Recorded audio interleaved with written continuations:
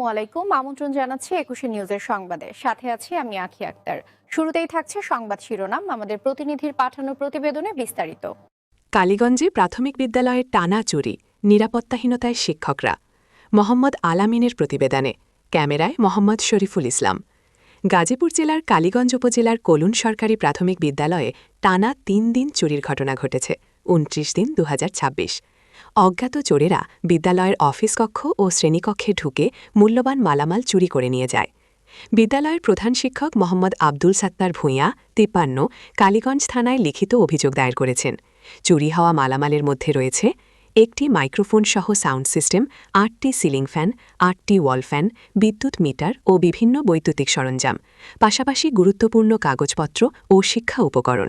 চুরি হওয়া মালামালের আনুমানিক মূল্য প্রায় ১,৫০,০০০ টাকা। চুরির ঘটনায় বিদ্যালয়ের বিদ্যুৎ সংযোগ বিচ্ছিন্ন হয়ে পড়েছে। এতে তীব্র গরমে শিক্ষার্থীদের দুর্ভোগ বাড়ছে এবং পানি সরবরাহ বন্ধ রয়েছে। নিরাপত্তাহীনতায় ভুগছেন শিক্ষকরা। অভিযোগের তদন্তকারী কালীগঞ্জ থানার উপনিরীক্ষক মোহাম্মদ ইব্রাহিম জানান, তদন্ত চলছে, শিগগিরই অপরাধীদের আইনের আওতায় আনা হবে। এ ঘটনায় স্থানীয় অভিভাবক ও শিক্ষক সমাজে তীব্র ক্ষোভ বিরাজ করছে। তারা বিদ্যালয়ে দ্রুত নিরাপত্তা ব্যবস্থা জোরদারের দাবি জানিয়েছেন। আমি আব্দুল সাত্তার ভূঁইয়া, প্রধান শিক্ষক, কলুন সরকারি প্রাথমিক বিদ্যালয়, সরকারি শিক্ষক প্রধান শিক্ষক, জমিদাতা আর হাই স্কুলের শিক্ষক। ইদানিং শুনতেছি বিভিন্ন বায়ুবেটারে নতুন করে আবার কমিটি দেওয়া হবে। তো আমরা তাতে যখন দেওয়া হয় সরকারি বিধি মোতাবেক তা করে নেব, তাতে কোনো আফসোস নেই। কিন্তু আমার কথা হলো ২৬ তারিখে যে ঘটনাটা ঘটছে, ওই দিনে আমার সহকারী শিক্ষক এসে দেখছে, এসিপি সব আছে এবং ২৬শে মার্চ আমাদের অনুষ্ঠান আছে করছি, কোনো কিছু নেই, কোনো কিছু নিচ্ছে না। কিন্তু ২৬ তারিখের রাত্রে আমাদের মিটারের তারগুলি কেটে নিয়ে গেছি।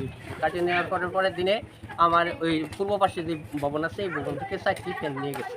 তখন আবার পরের দিন সকালে এসে দেখলাম, তখন আমি তৎক্ষণাৎ প্রধান শিক্ষক হিসাবে আমার যা করণীয় আমি করতে চেষ্টা করছি এবং এলাকার জনগণ যারা আছে গণ্যমান্য ব্যক্তিদের দেখাইছি, টাকায় আবার দেখাইছি। তারপর তৎক্ষণাৎ তারা আমাদের উপদেশ দিল যে আপনার সাথে পুলিশ ইনফর্ম করেন এবং অফিসার ইনচার্জ করে এবং আমাকে সবচেয়ে বলছে অভিযোগ দেওয়ার জন্য। আমি তারপরে এফআইআর করছি কালীগঞ্জ থানা দিয়া। এফআইআরের বৃত্তান্ত এই ছবিটা নিয়ে নিতে পারেন, সবগুলি লেখা থানায় আমি জমা দিয়েছি। সমস্ত কিছু ঘটনা এটা লেখা আছে, বলা যাবে না তো কথা। আমি কথা এখন আমার হচ্ছে দুঃখজনক এই জন্য যে একটা মিটার থেকে কাটার পরে যে এত শত্রুতমভাবে বা কারা করছে এটা আমার জানা না, এরকম ধরে আমি দেখিনি। আমার প্রায় ৩২ বছর প্রধান শিক্ষক, আমি প্রথম থেকে প্রধান শিক্ষক। তাই এই প্রধান শিক্ষককে থাকা অবস্থায় আমি কোনো স্কুলে এই ধরনের অপ্রীতিকর ঘটনা দেখি নাই। আমার স্কুলের রুমের মিটারসের দূরে প্রত্যেকটা রুমের তালার সব জুড়ি করে তারগুলি কেটে নিচ্ছে এবং আজকে গত রাত্র আবার নিছে। কিন্তু এলাকার মানুষের যারা আছে সম্পৃক্ত তারাও কিছু চোখে ধরা পড়ে না। এরাও সকালে কালকে লাইট ধরছে পরে তাড়াতাড়ি একটা ফ্যান নিয়ে গেছে, আরও 9টা ফ্যান ছিল, 8টা ফ্যান আছে আর সবগুলি নিয়ে গেছে, মিটার নিচ্ছে। তারপরে এটাও কোনো ব্যাপার না, ওয়ার্ড বলাকে বলা না, বাচ্চা পানি খাবো যে আমরা যা বজু করবো, নামাজ পড়বো, এরকম পরিস্থিতি নাই ভাই। এখানে কোনো থাকার মানে কোনো শিক্ষকদের কোনো মানে যে আমরা যে শিক্ষক মানুষ যদি পাইতো 5-7 জন যায় সিগারেট খায় ফালায় মারে, এরা যদি পাইতো মানুষ নাইট থাকলে নস্যবরি থাকলে মাইরে ধরে নিয়ে যেত। যে অবস্থা পরিস্থিতি এলাকা, এখানে করুণ অবস্থা, নির্জন এলাকা। এই এলাকার মধ্যে আশেপাশে যে কোনো কিছু মানুষ সেফ দেওয়ার কোনো কিছু নেই। যদি আইন প্রশাসনের দিক দিয়ে তারা যদি কোনো ব্যবস্থা না নেয় তাহলে কোনো স্কুলে থাকবে না। যেহেতু আমাদের কোনো মানে জীবনের নিরাপত্তা নাই যে তারা অস্ত্র নিয়ে আসতে পারে, সম্ভবত এরকম হয়। গাড়িতে সুই পাওয়া যাবে। এবার উত্তর পাশে একটা আছে বাড়িতে ক্যামেরা সিসি ওই পাশ দা না দক্ষিণ দা আসছে, যেটা এই লোকাল এলাকার মধ্যে আমার এই মানে বর্তমানে আমার এই স্কুল থেকে 2.5 লক্ষ টাকার জিনিস নিয়ে গেছে। আমি সব করে নিয়েছিলাম, স্কুলটা এত সুন্দর করছি এবং আমাদের সেফ দেওয়ার কোনো কিছু নেই।